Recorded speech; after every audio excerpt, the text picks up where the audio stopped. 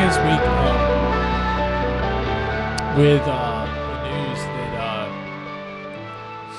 President Biden has pardoned his son Hunter, which has been a big deal. It reminded me, thought it was really poignant that we've been reading Once and Future King, because Arthur pardons his cousins in the Orkney faction for killing Sir Lamorak for sleeping with Morgause. And I just thought it was really, those two events spoke to each other. And to get into it, so Agravain finds his mother, who's 70, sleeping with Sir Lamorak, who's in his 20s, I think, maybe 30. And so she still had it going on, I guess. Sure. Yeah. And well, she had power, right? Agravain sees that, kills them both. We don't condone it. We don't support it. Arthur finds out. And the rest of Sir Lamorak's family, which is King Pelinor's son, so it's Percival and the other one, I can't remember his name right now. They were really mad, but he pardoned the Orkneys to keep peace because the Orkneys have been hard to subdue. And I think there's a lot of parallels. It just goes to show you that these stories truly are timeless. They're timeless. They're timeless and because there are lessons for us. I guess I feel maybe in a real world parallel, it would be more like if Biden had pardoned like Donald Jr. Maybe, like maybe that would be the more 1-to-1. This is, I mean, it's kind of in our world, it's like Arthur pardons Mordred, right? Yes, which like preemptively pardons him for killing him. Just in case. Just in case. Yeah. I mean, that goes back to the pre-pardon thing. Right. Yep. Well, and there's so many layers here. There's really a lot of layers, and I just thought it was really topical and the interesting. fact that you have that ability kind of just makes you want to use it, just once. I mean, Biden doesn't have much time left in office either. So no, I mean, hey, go for it. Take care of your kids, I guess, and especially, it's weird because it's like he's, there's some weird stuff there where. Well, he has to be pardoned for something, right? The funniest thing I learned about the whole thing, though, was that the accusations of some of him like hanging out with ladies of the night, to put it politely, and doing crack with them. Yes. And among other things with weapons, illegal weapons and stuff. Right. But one of my favorite tidbits I learned is he supposedly would make them listen to White Winter Hymnal by Fleet Foxes. I love that song. I kind of can't think of it the same way anymore. You gotta pardon the guy. You gotta pardon him. Honestly, I mean, everything else about it is so bad, but the fact that he showed, I was like, okay, all right, yeah. He's got something going for him. And it's interesting. It's interesting. The Orkneys. Pardoning the Orkneys, it both brought the kingdom together, but it also sowed seeds of future distrust. And the Percival family, the Pellinor family, did forgive the Orkneys in the long run, because they were good people, really good people, the best people, and so I don't know. It will. Time will go to show. It feels like maybe we get the other side of it. Maybe there's tension in the initial, but time will tell. Maybe Hunter might unite the country. Honestly,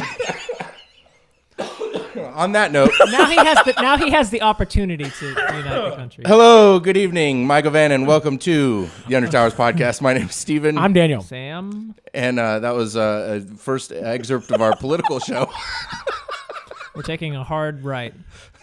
Oh, my God. We've got a great show for you guys tonight. We will be discussing The Sword and the Stone, which is part 1 of T.H. White's The Once and Future King, one of the most important and well-beloved King Arthur tales out there, and our final King Arthur book in this kind of part 1 of our deep dive into King Arthur. Mm-hmm. So we're going to be talking about, again, Sword and the Stone. But before we do that, a word from our sponsors. Modern day work can be such a headache, whether working from an office or at home. Everyone knows the dynamics need to be just right, and the littlest things, like who has the best office, who has a window, and desk placement can lead to lack of focus, petty workplace resentment, and squabbling. This is where roundtable co-working steps in and puts things aright. Everyone has a seat at the table, and no one's seat is better than any other, and no one is closer to Arthur than anyone else. Feeling jilted and jealous, roundtable co-working office space rentals can be the equality and equity, let alone fraternity and liberty, you need to get focused and back on track. Not available in Canada and California. Thank you, Roundtable, for your sponsorship tonight. As always, code Undertowers for 10% off. And make sure that you, whatever you do not sit in the Siege Perilous. Yes. That's the one bit of advice that I can give Yeah. for utilizing this service. I mean, the reason for the Canada, California thing, it's probably IP issues. There's probably I think that's part of it. Almost And a few other ones. yeah, and I did see, this was not in the initial ad read, but I did see if you sign up in the next 180 days, you will get the nameplate that changes when you sit down. Oh, perfect. Which is That's pretty cool. You don't want to miss that. You don't want to miss You don't want to miss There's a that. pretty long lead time on those. That is like, I feel like that's the first ad that actually feels almost close to like that could be real. That could be It could just be real. Like it's an office space with a big Maybe table. we need to not air this episode and like Just start this business. This is a round table where Oh Look at my that. we gosh. planned it. And you, the listener, are the something, whatever.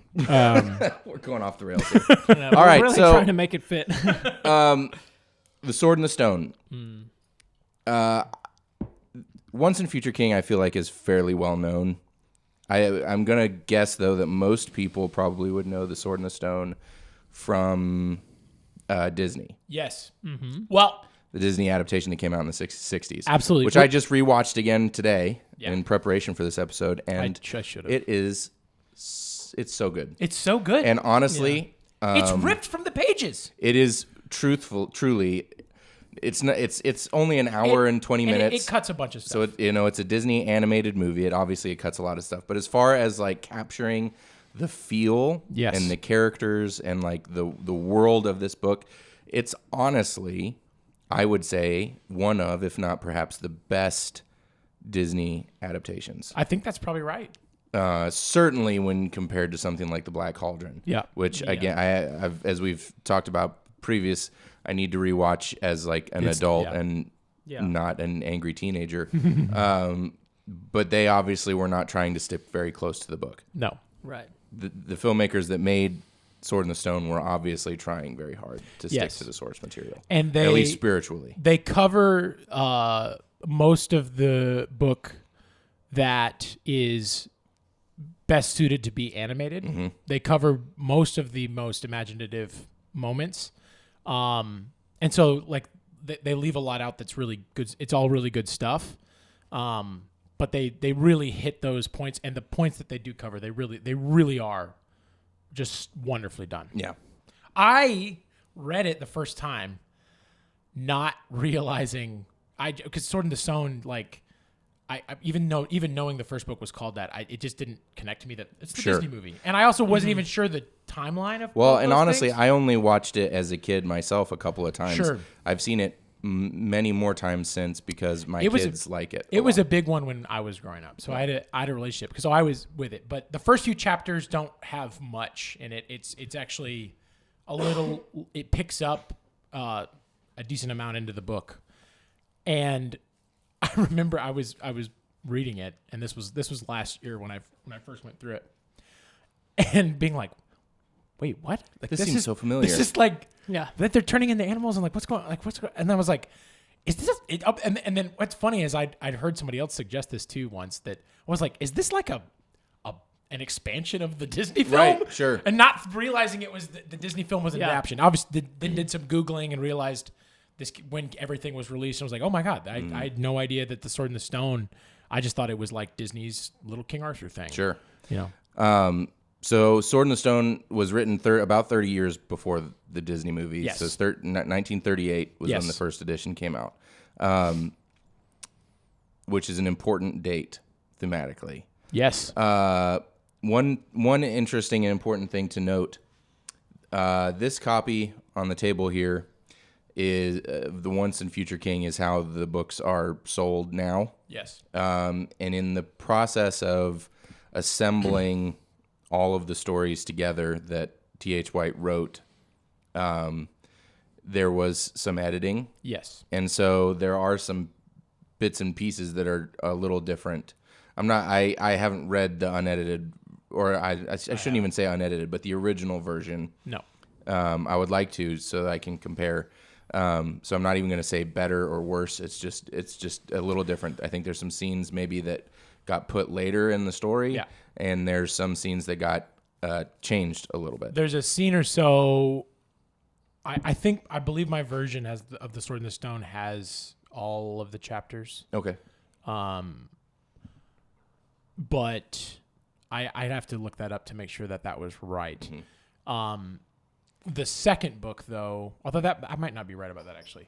The second book is the one in most of these ones that the original is called. The original is called The Witch in the Wood. The one in this is called The Queen of Air and Darkness. Mm-hmm. That is the one that is like, I believe the book in this is almost an entirely different book. And we haven't read that one yet as a group. It's also like half as long. Yes. And it's the most edited. And I think it's because I've read a few mixed things. Most people say that the one in here is superior. And it's a rewrite that did credit to it. Sometimes that can go wrong. And a lot of times people end up like the author doesn't love the first edition, but readers do. Yeah.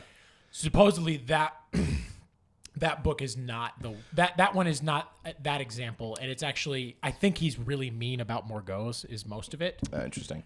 Well, I know that like authors will take a new edition to make some good changes, some quality of life changes. Tolkien did with The Hobbit. Yes. There's the famous story of he saw the Finnish edition of The Hobbit. Yes. Which was illustrated by Tove Jansson, who we love in our house. She created Moomins, Moomin Troll. But she did the illustrations for the Finnish version, and she did a phenomenal illustration of Gollum. Yes. For Riddles in the Dark. But it really has nothing to do with what we think of as Gollum. Right. But you could see how she came to it from Tolkien's original description of Gollum. So when he saw that, he got kind of grumpy and rewrote it for the second edition, which is what we know now. Yes. So well, that, and also he did some edits to make it the birthday party and some of the riddle game he changed. Yes. Based off of, to make it congruent with the Lord of the Rings. Yep. But he also retconned it in a way that where like both editions are neither version is wrong. Right. One is Bilbo's lie and one is the truth, which Right. is also pretty awesome. Which is fun. Yeah. And so I would imagine that T.H. White was taking advantage of that, especially since he's not just doing like another edition, he's combining all these stories to make them one thing. You want to, similar to Tolkien and the changing the scene to reference and fit better in with Lord of the Rings. White is then making some changes in the early stories to fit the later stories. I think that's right. I was listening to some fellows talk about Sword in the Stone, and one interesting thing they brought up was kind of and this is I think a truism for King Arthur stories in general, is the undercurrent of war, and what that does to individuals and to countries, and it certainly is a massive part of the oeuvre of King Arthur. But again, that's why I kind of pointed out that 1938 is an important date because of what was immediately about to start. Well, yeah, and it's very apparent that these books are written with, and at that point, the shadow of war to come, and like the rising, and also echoes of the First World War. Sure, yeah, for real. And then him compiling and editing it later, it's all completely written post World War II. Well, and I think the next two books were literally written during the war. Yeah, they were. So they were. So that shadow is for sure both of those shadows, but the larger of the two probably being the shadow of World War II is heavy in this. But leaving that aside, I have to say, and I said a similar thing with Connecticut Yankee and King Arthur's Court, but this was just an absolute joy to read. And I genuinely do not remember the last time that I literally laughed out loud reading a book. And that happened several times in Sword in the Stone. Yeah, King Pelinor's bit for sure. Yeah, oh yeah. No, there's so many moments with the hail. Is it actually hailing? Yeah. No, he means how do you do? Oh, how do you do? Hail. I don't really want to shake hands anymore. Like that whole sequence. Yeah. It's almost like a Monty Python like script. 100%. Sir Ector trying to steer everybody away from the fact that Robin Wood was Robin Hood. Yes. Like there's just so many moments like that just I was literally laughing, having to pause my wife in her whatever she was reading so that I could read this passage to her. But it is extremely Python. I would have to imagine that this was one of the larger influences on Python when they were writing Holy Grail. Merlin's character alone is like so good. You can just see so a number funny. of the Monty Python guys. He also This is the only version of Merlin that's like that, though. The very first description of Merlin when Wart first meets him has to be where they got the entirety of Radagast's character for the Hobbit movies. Yeah, that's interesting. Because it even describes him of having the bird nest in his hair and the bird shit all over his shoulder and stuff. Yeah. And it's like, oh, it's Radagast. That's true. So that was kind of fun. Yes, they're that was referencing fun. That's that. a pretty obvious connect now that you pointed out. Yeah, it's fun, and I liked Radagast, so it's a fun reference. We mentioned Monty Python and the book being an inspiration for Monty Python sketches. There's a chapter that could basically be a Monty Python sketch where Merlin and Wart and Archimedes are talking about the different types of bird language. Oh yeah, and how much and bird politics and they're going on and on about how much emotion can be conveyed and I the feel different like tweets. That is a Monty Python sketch, but the it's parrot. But it's also it's both silly and beautiful. It is. It's like it's like wow, they're really it's so interesting. Too. It seems legit. There's so much humanity in these bird calls and wow, that's a lot of what this book is about is that there's actually humanity and dignity in the animal life and how much we can learn from them, and it's a very interesting idea. And then this whole scene where you're really, when you get, he does a really great job with the language too, because by the end you're totally wrapped up in how wonderful and how beautiful birds are. And Kay bursts into the room and be like, "Look, I killed a hawk." It's not a hawk, but I can't remember the bird, but it's that's a Monty Python sketch. It's just a total, 100%. It's a total sketch. Yeah, you spend page after page after page of this just beautiful look, in-depth look at bird life. Horticulture, yeah, bird agriculture. And then fucking Kay just shows up. Hey guys. Look at this bird I shot. Got one. Oh my gosh. Yeah, it's pretty comedic. It's full of moments like that, and it was just such a joy to read. I know that the books later on in the series get much darker and more serious, but this was such a fun way to look at Arthur's childhood, which I've always loved. In the Pendragon cycle, both in Arthur and Pendragon, those two books, you get a look at Arthur's childhood. Yeah. And I've always enjoyed that in stories, and because in the kind of the old school Mort Arthur and beyond old school stories, you don't really get that. Yeah. Well, and you mentioned it. I've already read the later books in the series, and it does get darker and more serious, but also he doesn't totally change the tone. Wonderful. The tone is the tone. There's probably less silliness, and obviously the first book is, with it being the childhood, is the most lighthearted. But it's interesting trying to think for me of parallels to this, where everything feels of a piece, where there are serious moments. There aren't as much truly epic things happening in this book, but it is silly and serious, and there's emotional points being made to where I I'm struggling to think of things that really hit all these things the way this does, especially I guess especially keeping in mind later books.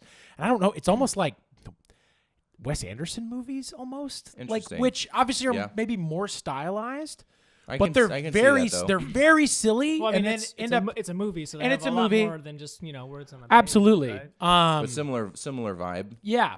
Mm-hmm. And again, like, I think Wes Anderson's got a little more of the deadpan, and again is very, very highly stylized. But it's zany and wacky, serious, also very funny. It's like you kind of run the gambit. I'm trying to think of more similarities. No, I think I kind of like that. If you were like if Wes Anderson was British, yes, and had that dry British humor sensibility that we see with Python and Blackadder and Hugh and Laurie. And honestly, Fry and Laurie.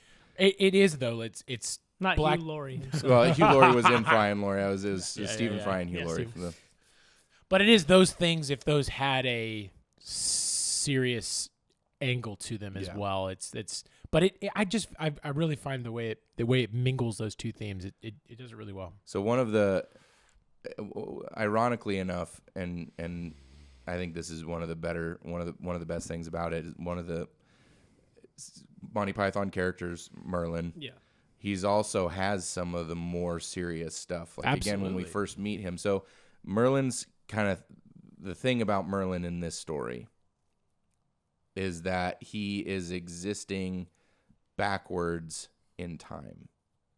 So he has he knows everything that is going to happen, but not what is happening right now and not what has happened, which is a really interesting conceit. And it makes him kind of crazy, insane. Yeah. But it also means that, like, he starts tearing up the first time that he meets Wart, which at first just kind of feels like, oh, there's this crazy guy in this cabin. Yes. But as you delve deeper into it and you look back on that scene, it's like he's looking at this young boy and knowing what is to come. Yep. Knowing the, and this isn't a spoiler. It's the King Arthur story. Arthur dies, and maybe comes back someday, but he dies. It's not a happy ending for Arthur, and so Merlin knows that. I also thought that was kind of, I don't know if this was a direct reference, because obviously he has said, T.H. White said that Le Morte d'Arthur was his key touchstone for this series. But it did remind me a lot of Hank Morgan in Connecticut Yankee, where Hank's claim to wizardry was like being from his foreknowledge of what is to come. Yeah. And he's not living in reverse time, except that he's gone back in time. Yes. And so there's this kind of a similar parallel magic thing there. Well, and here's our obligatory Gene Wolfe reference. Yep. But finally, I did love that. Also, quick sidebar, in the Book of Merlin, Connecticut Yankee gets a name drop. Hell yeah. Awesome. But and we maybe talk about that at a later day. But Gene Wolfe, I think, based off reading Wizard Knight, I feel like he would have read and enjoyed these books. 100% had to. And then I also thinking about the Book of New Sun, I think two things here. One, if Gene Wolfe had written these, Merlin just comes right out and says, basically, in the first few times you meet him or the first few times you're interacting with him, that I'm living backwards. Yes. And I thought about, I had actually heard that from somebody about these books, and I was like, oh, it feels like a spoiler, but like you find it out so initially. But it was because I was reading Gene Wolfe, where I was like, I just assumed that this would be like buried within the text. Yeah. Right. It's like, nope, it's just he comes right out and says it. Yeah. And it's like informs the character. We're like, again, if this was a Gene Wolfe story, it would never be said literally. It would be 3 or 4 reads. Be like, oh, he's living backwards through time. Yeah. Yeah. Backwards would have meant so many different things. Yeah. But I think Merlin in these books is the inspiration for the Hyrule Jewels. Interesting. I'm going to think about that. Yeah. I just started listening to the audiobook. Which is so wonderful, this is my isn't it? second. It's so good. Sidebar. Yeah. The I started and I was like, why is this guy so familiar? Yeah. And it turns out the narrator for the Book of the New Sun is one of the narrators for the Black Company books. Oh, He really? Plays, he fun. read because in the Black Company, Yeah. they kept it to where every single Author has their own voice actor, their Cool. own narrator, Yeah. and so he plays Mergen. Oh, okay. So he reads like 3 of them, I think. Oh, wow. I had first encountered him as a reader for The Stranger, Nice. which he does. He's great. He's He's phenomenal. one of the best. He's truly one of the best. And so I was just Jonathan. tickled. I do. Let's actually shout him out. His name is Jonathan. So, any Jonathans you know, have them. I'm spacing on his last name. He's got like a. It's like a. It's like a name. There he is. Go to the title page. Tell us your name.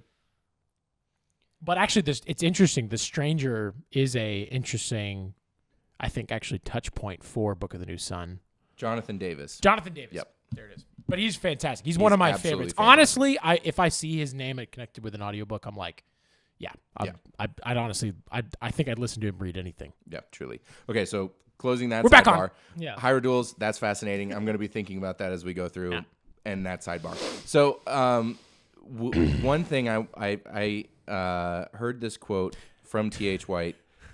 Did you have another wolf thing? No, you're changing the name of the chat made sense today then. Oh, yeah. I was wondering, I was like, why did he do that today? I've had to just be fair. I've had that as our chat name for a while. It's just now it showed up. That's funny. That actually is so funny. I love that. Time is an interesting thing in this. It seems to be a theme that T.H. White is playing with. Time? And I mean, certainly with Merlin. Absolutely. But here's a quote from T.H. White, specifically about time in a letter that he wrote when discussing writing The Once and Future King, and also kind of confirming that how Lemort d'Arthur was one of the main influences. He wrote, "So far as Lemort d'Arthur is concerned, we have a man in 1470 describing events attributed to 479 as if they had taken place in the 12th century. But the Arthurian legend did not stop there. The great Victorian revival of Arthur took hold of the already complicated time sequence, 1470 looking at 479 as if it were the 12th century, and transferred it into a fantastic century which existed nowhere except in the minds of Tennyson and Rossetti and Burne-Jones. Now, when I come upon the scene, I am faced by a composite figure indeed. I have, in the 20th century, to make the best of a 19th century version of the 15th century, looking at the 5th century as if it were the 12th. So I thought that Talk about was... POVs. Yeah, and so I have kind of wondered if maybe part of the inspiration for Merlin's living backwards through time was that How him he trying felt, to deal yeah. with that conundrum of how makes to write sense. this story. Well, one of the things then you kind of like would tell it from the point of view from Merlin, which a lot of like the story and kind of the way it's built is almost from that. In some ways, You know, because he's the one who knows like the whole time that Wart is who he is. it's an interesting explanation for Merlin's prophecy too. Yeah. Where like he's telling the future because he's already been there. He already which is knows fun. it. Yeah, it makes his prophecy like super lame. It's like, And it's let me just tell you a story. It's gonna happen. and it's developed in an interesting way in later books. It also it's interesting because that quote and those the time frames that's something I've been thinking a lot about, where Mort d'Arthur, like you said, it's 470 covering a time about 12th century, but he very intensely and specifically dates it year 500 basically. Right. Well, and we talked about this with Connecticut Yankee as well, Yes. because he puts just it kind of with- sticks it Yes. in that time period. And still says that they're jousting and all the things when they everything would have is been still there would have been feats of arms in that time. It would not have been jousting. jousting. No. So it's interesting the way they do that. Because of that, this book is completely and totally anachronistic. Yes. The language used is basically, I think, would be modern to T.H. White. English sensibilities, English dialogue. He actually even makes a point of it. they pour themselves a glass of port. Yeah. And then he's like, well, they weren't actually drinking port. They were drinking this. But it But gives you the feeling. It gives you the feel. It's like they were drinking the version of port. Well, there was another one where they're just describing a feast and you know, all the different meats. Yeah. And this and venison and pork and blah blah blah. Yeah. But not turkey because that hadn't been invented yet. Yes. Yeah, which is back to like the point of like it's like Merlin telling the story. Yes. Yeah. A little bit. Very much. But there's something he's tapping into, which I think has continued since, probably, and maybe not totally, but but I would guess often less adroitly and less poignantly, is that everybody uses the King Arthur myth to explain and to give meaning to their own time. Mm. And I think everyone does this, or all ages have done this. Sometimes I think it happens unknowingly. Mm-hmm. And it happens just sort of like by accident. White is doing it on purpose, Yes. which I think adds to the charm of the book. Mm-hmm. He's very intentionally making the people talk not like they would have talked at all at that time, and talking about Latin lessons and everybody be prissy in a way they just definitely wouldn't be. Right. But it just adds to the delight and wonder of it, and I think it's just developed throughout the whole thing in a really special way. But, yeah. Speaking of Latin, another funny thing I noticed is I love how a lot of Merlin's spells are in Latin. Yes. But there were a couple, especially early on, where he's literally just saying sentences backwards. Yeah. It's just literally like, it sounds like gobbledygook until you read it a little closer and it's like, oh, this is just, he's just saying this backwards. Yeah. And that's his spell. Yeah. And that just and tickled that's me. his life experience too. Yes, So. 100%. Yeah. So we've referenced this a couple of times in passing, and this is one of the things that they captured beautifully in the Disney animated film. But the kind of the main way that Merlin teaches Wart how to be a king is through transforming him into various animals and letting him see how those animals live. Yes. And there's different aspects of manhood and kinghood and knightly chivalric behavior that he's learning from these various, and also kind of the reverse of like things that you don't want to do. Like Yes. he gets kind of a very a look at the kind of violent communist side when he's transformed into an ant. Yes. And which felt that's a moment where the proximity to World War II shows very strongly in the end of that sequence when the one ant hive is deciding that they need to go kill the other ant hive. Yes. And they really both have enough stuff because they're being fed, but they are both about to go to war with each other. Okay, wait. Real quick. My version, the ants is a part of the Book of Merlin. Fascinating. And I didn't actually get the ant story either. Is the ant really? Is the geese in yours too? Geese is not. Geese is not. Interesting. I got a snake story. I got a snake story. Yeah, I think there was a snake story. Did you meet Queen Athena? Mm-hmm. Yeah. Okay, yeah. you did do that. With the okay. owl and Interesting. Yeah. Okay. So there's an interesting thing. So that is interesting. So Athena, that reminded me. I mean, first I was very happy because Athena has always been my favorite god from any mythology. I think that's probably. I think me too. Yeah. I mean, I've always connected with her. But also I think we're from here, Nashville, and there's a giant statue of her in a recreation of the Parthenon downtown. Oh, that did freak me out as a kid. I loved it. It freaked me out. It was mostly the way the eyes looked. Sure. Yeah. The rest of it was fine. It is huge. It's also huge. Like really shockingly huge. Yeah. No, but I kind of fell in love with her with that. But Athens of the South. It reminded me, and I can't remember the dates. I'm going to look it up while I'm talking here. It reminded me a lot of, there's a scene in The Wind in the Willows where Mole meets Pan. Yes. Who's like a god over the creatures, essentially. And when did Kenneth Grahame write that? I think it was before. I think it was the 19th century that he wrote Wind in the Willows. So I kind of wondered. I mean, it fits. Mm-hmm. So I don't know that it necessarily is a reference to that. 1908 was when Wind in the Willows was published. So it could have been. It may have been. It definitely was before. Yeah. And Wind in the Willows was a big deal. It is it's not out of place, but it is a moment with the tone shifts. Mm-hmm.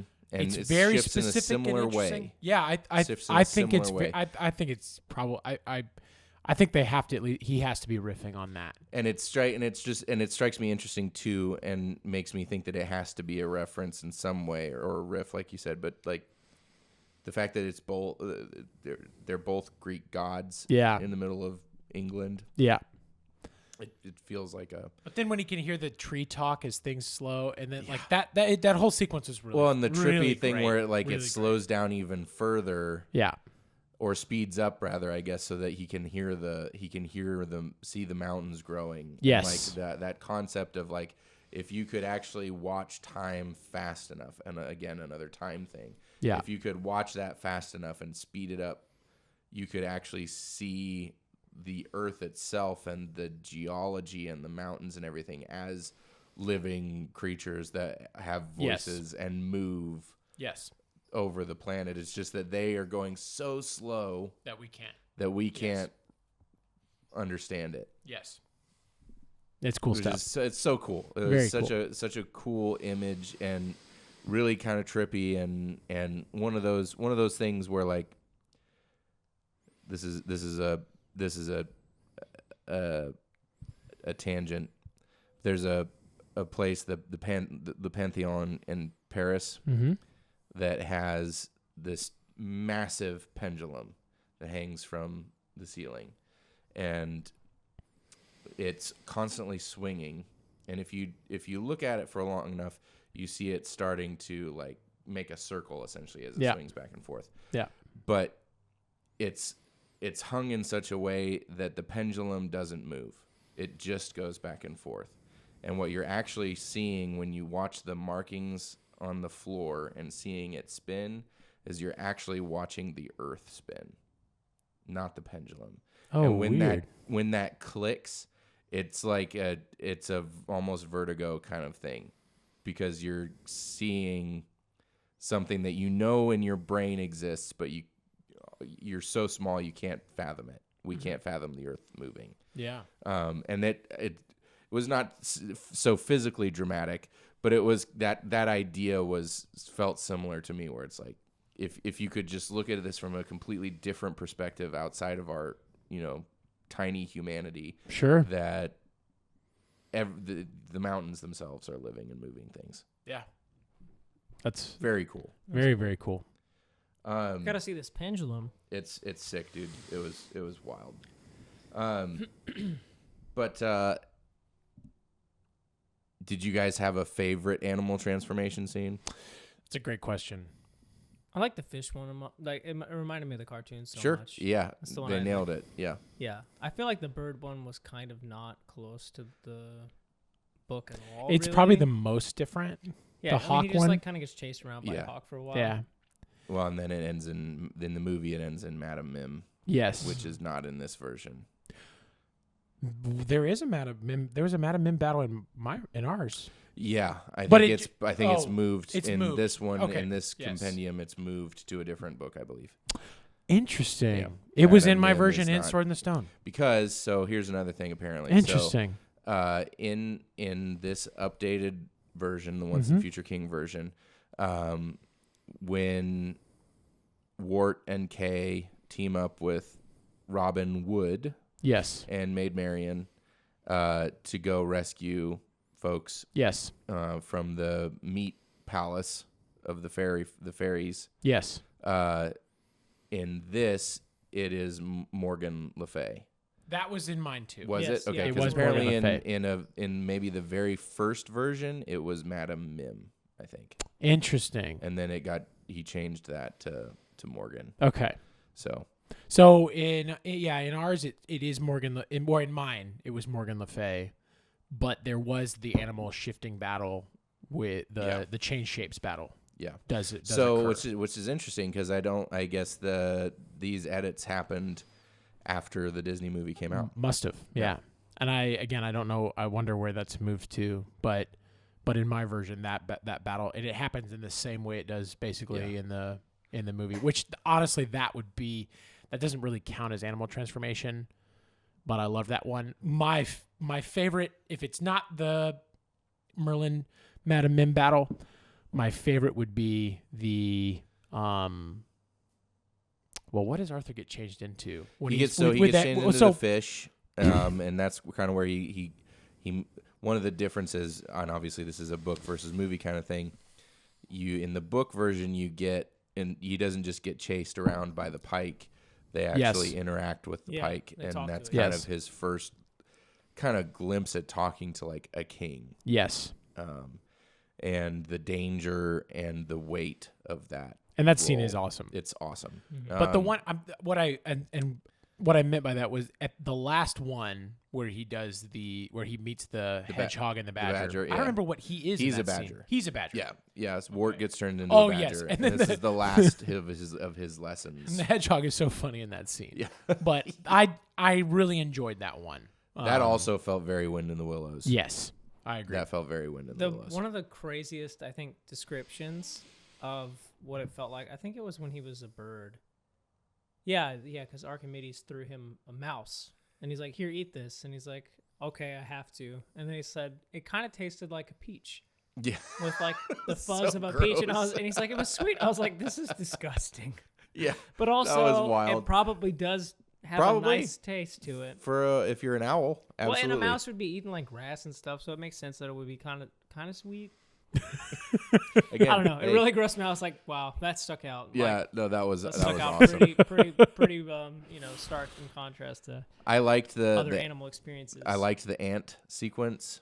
And the that ant kind sequence of, is great. It's kind of terrifying. It's kind of terrifying. And the idea of, again, kind of similar to the exploration of the bird languages, we kind of get this glimpse of ant language where they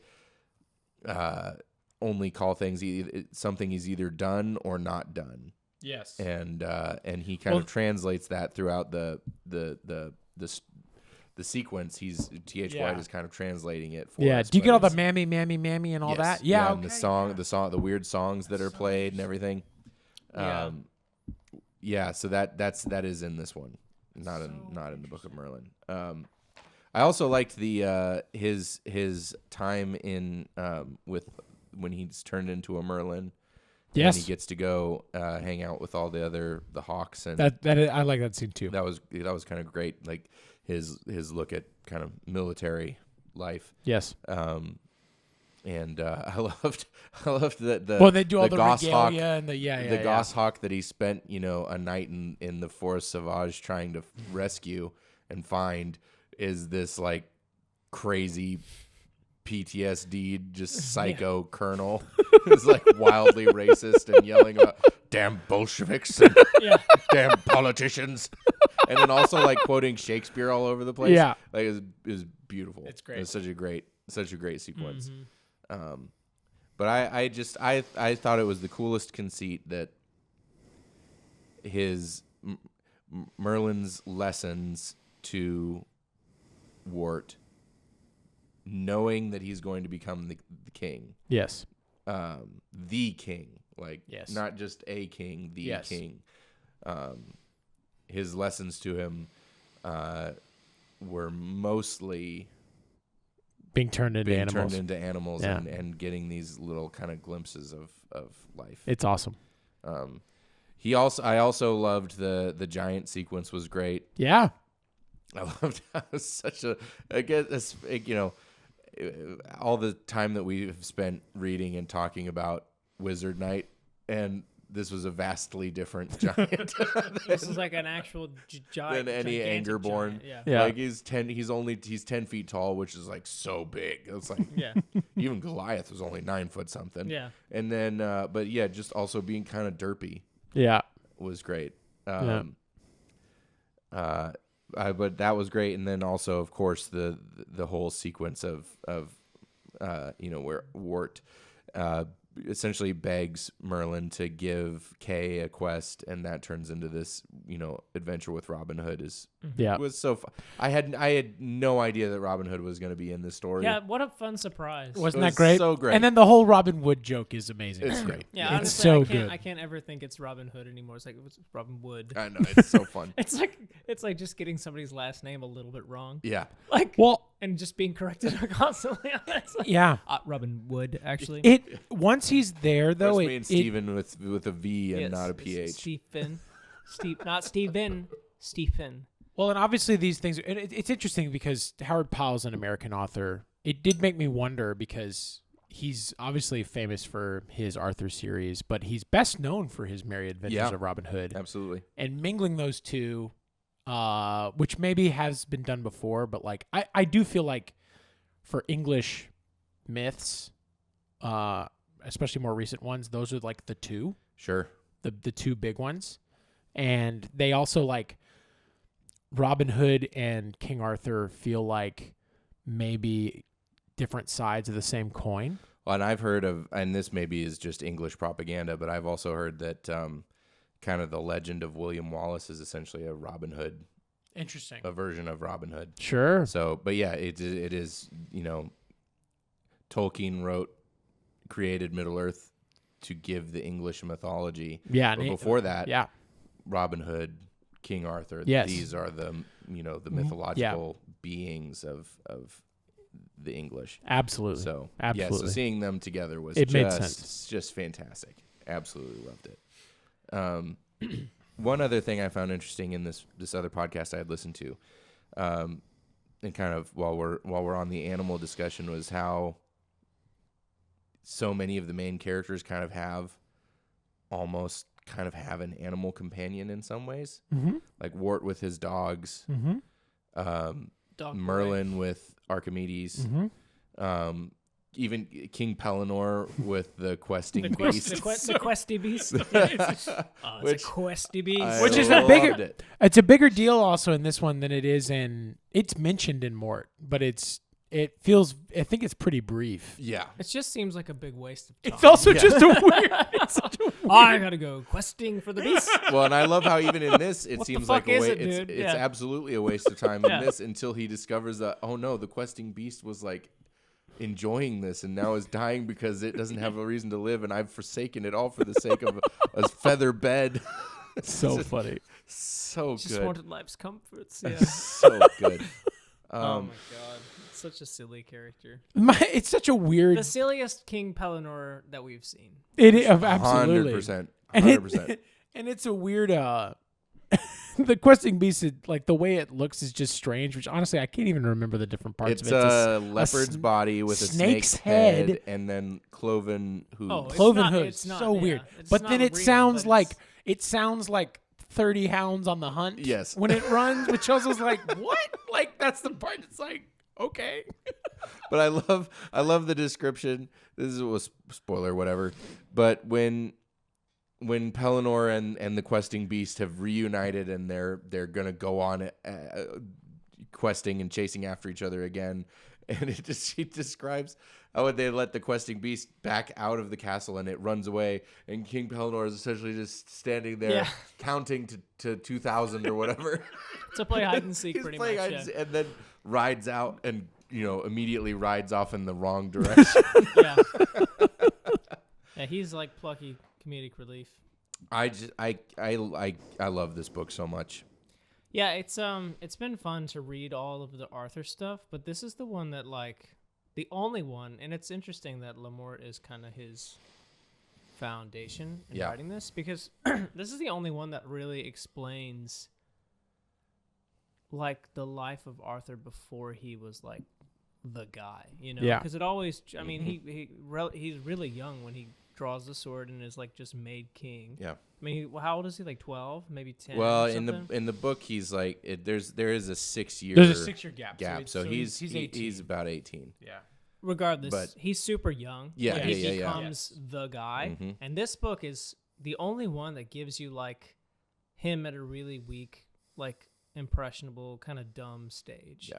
And I love that. It actually explains how he can be the most noble king that ever was. Yeah. And I think that the idea of switching points of view to like literally like things beneath even humans is kind of the most interesting way to imagine what a perfect king would be like a king that not only considers peasants or people that are paupers but like literally ants or fish. Well, like, and he's starting off from a position of his name is Wart, for crying out loud. semi-privilege. Yeah, But yeah, his fucking name is Wart. Like, he's the adopted son of a knight.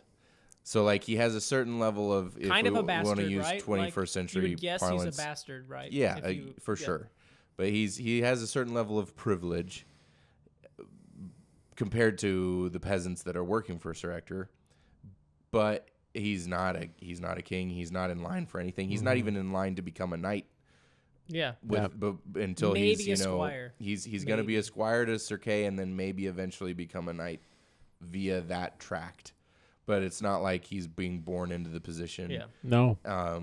And so then he goes from there even to like lower than human, Yeah. in theory, Yeah. lives to learn from, Yeah. and then only then does he become a king. One of the things I really enjoy about this book, and I do feel like as it continues, he just further develops this, but with Mort being his touchstone, there's not anything in Mort that he changes. He adds some things in that he adds a whole Merlin's education to Wart, but there's no it's where he doesn't want to subvert the Mort story. He wants to add to it and to develop it, and also at times to critique it, which actually is different than subverting it. Well, I just was going to say, I obviously loved Connecticut Yankee and King Arthur's Yes. Court, but that was very blatantly a satirization of Mort. Yes. Oh yeah, he was very mean. Yeah. Which, Well, I mean, and again, that's Twain. I don't That's mind what that. That's what he's doing. Absolutely. He's just he's a mean- satirist. I He's know a I'm mean on record as saying I despise that book. But honestly, Mark Twain would despise it too. That's true. Yeah, because that's what he does, right? But yeah, this for all of its humor, and its fresh take, it did not feel like No. a subversion at all. No. So there's a lot of modern media that could take some serious lessons from this. And that was really my point there. Was like, if this was the lens where, okay, we want to either readapt something or retell a story, using Once and Future as a touchstone for that would be like, hey, this is all like, let's take the original source material seriously, which also means sometimes disagreeing with things that happen. Sure. Or saying that things that happen in those books that also Mort's a funny one where there's things that happen in it, they're just not commented on. It's just this happened. Yeah. And it's like, It's a completely different writing style. exactly. So there's some things there too where it's like, if we want to add a modern sensibility, we want to add a modern critique to it, that's fine. But then it's like willy-nilly changing things. There's not that, oh, you think this happened? Oh, it didn't. It actually, that we don't, there's not that process that we get with a lot of modern retellings, which there is their place for. And that can be done well. But this is it's really excellent in the way it handles these things. Well, to me, it feels like he's not moralizing over No. Mort D'Arthur at all. He's just kind of retelling it, not even through a modern to him lens necessarily, except that he's a 20th century author. He just slows it down. He slows it down. He also, like you were saying, there's moments in Mort where like this happens, then this happens, then this happens, then this happens, and it's Yes. told that way because that's how stories were told at the time. Yeah, like literally, And- Lancelot killed a dragon, and it was really hard. And it was really hard. Yeah, like that's all you got. Like, Whereas well, T- I think it would be tough to kill Yeah. a dragon. You're right. So I know, like, there's not a whole, like we've said, Sword in the Stone takes place kind of pre-Mort. Yes. I know that the later stories delve very deeply and kind of one for one into stories from Mort to Arthur. Yes. And so if anything, he's again, he's not moralizing. He's not trying to put it through a certain lens. He's like expanding Yes. stories and asking like why and what if and how did we get here? How did this character get here? Absolutely. And it's also, given the events described in Mort, what would that person be thinking and feeling? And my understanding is that T.H. White was a massive Mort to Arthur nerd and Yes. like had notebooks full of Yes. He'd take individual characters and write them out and like flesh them out more Yes. than what was presented in the story. Well, and again, But based on what was in the story. yes. And I don't want to get totally ahead of ourselves. We'll revisit this conversation to talk about the rest of this book. But the third book in this is called The Ill-Fated Knight. Mm-hmm. And it's the book about Lancelot. Right.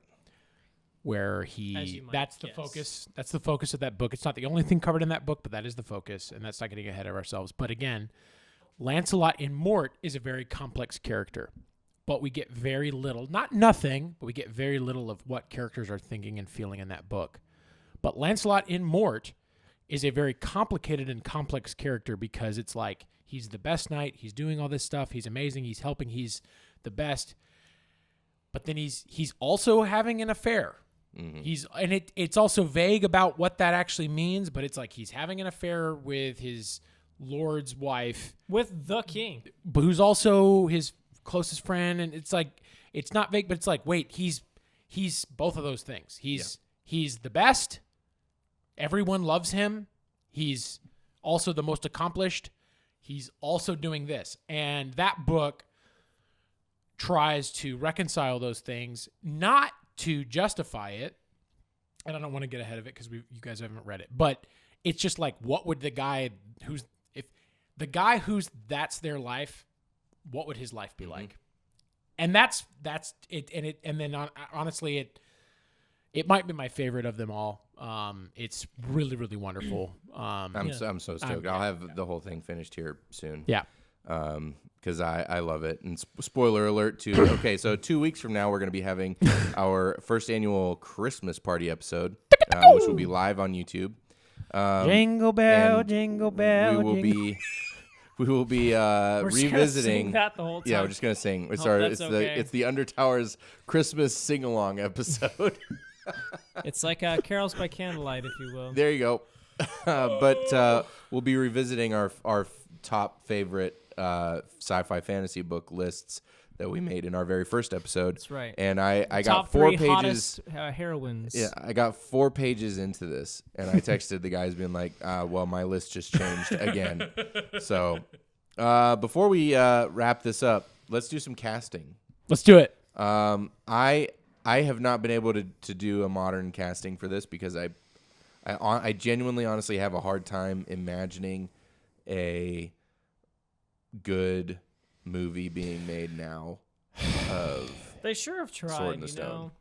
So They tried with some Arthur stuff. I thought about this, not less the casting, but how you would, if it was made now, how you might do it. But you can do it. I just don't know if they would. Well, that's fair. So You first. So my list is this is my casting for the main characters of Sword in the Stone if it were made in the late 1980s, early 1990s.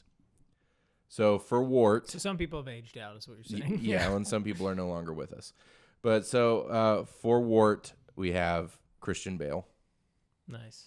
Specifically, so my very favorite version, the best version of Treasure Island is the 1994 version that was straight to TV. It's got an unbelievable cast. Charlton Heston plays Straight to TV. plays Long John, Yeah. and young Christian Bale is Jim Hawkins, and he would have been perfect.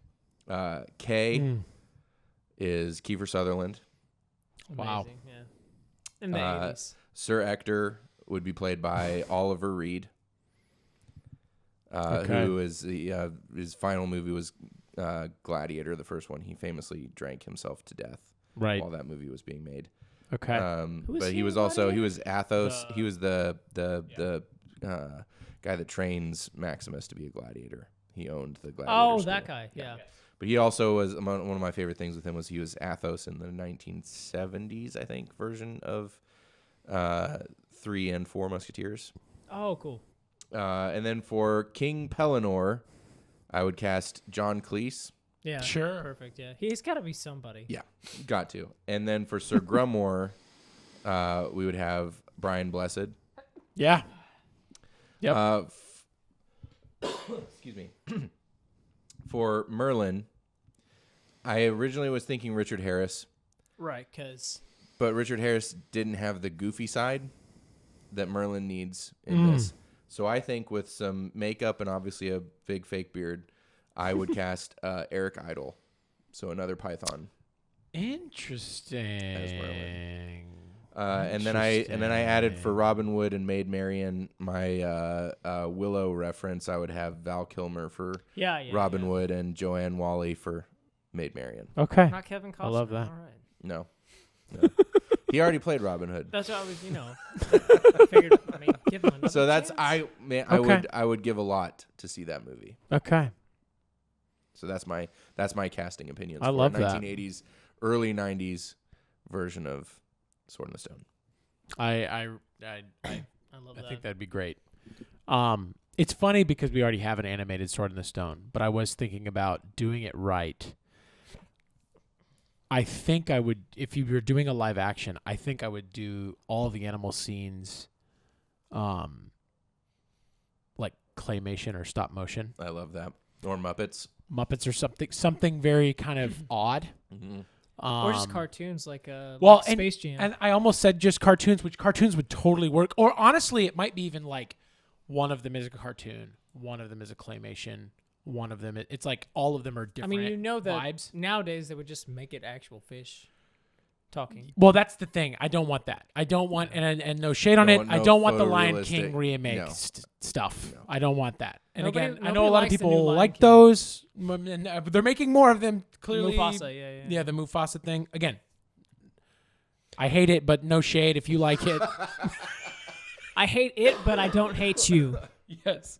I didn't see it either. I just saw trailers, which I despised. But I saw it. I didn't like it when I saw it either. Well, and again, it's like the same thing. There's like side by sides where you show where they're like the emotion on the cartoon's face versus the emotion on the like lifelike I love animal those face. memes, yeah. Which it's like it's just blank and it's like that's because he is a cat. When they ran. I seem to remember a video where they took footage from the movie and ran it through an AI that gave it the animated expressions, and it was way better. Way better. Okay. If we're gonna tangent on this, let's do it. What I would have wanted if I was making it, like, give me the photorealistic thing. Sure. 0 dialogue. Yeah. See, music, just like cat noises. This is essentially a Planet Earth style documentary about a pride of lions. If you're going to do that, that's the way to do it. That would have been so. The thing cool. is, they would have made no money because you couldn't do it for kids. That, yeah. But I don't know. I think people might have watched it. But that's a good point. It's kind of like when Mel Gibson made Passion of the Christ, and then later when he made Apocalypto. Yes. His intention was to have 0 subtitles. Yes. Ever. Yes. Passion of the Christ was going to be in Hebrew, Latin, and Aramaic. And then forgive me, but I don't know the name of the language that the Aztecs were speaking, but that was going to be the only thing that was spoken Aztecian in Apocalypto with no subtitles, because his reasoning was like, the actors are doing their job, we're telling the story, everybody can understand what is happening. Yes. And it's the studios that are like, oh no, you got to have the subtitles so that people can read and know what's happening, or they won't. Yeah. So I think that it could have worked. I think that. But nobody's ever going to give people the benefit of the doubt for that. So you've got the songs in it, and I think you just play the music too. Music. You show the music. Just like, everyone's going to get it. Yep. I think that would be great. And he's just like jumping around. Yeah, if you're not going to do the cartoon animated faces and do that in a CG form, that's so dumb. Just don't do it. Just don't do it. Why? Make a different one. Have David Attenborough narrate it. Yeah. And now the young Simba goes into the shadows.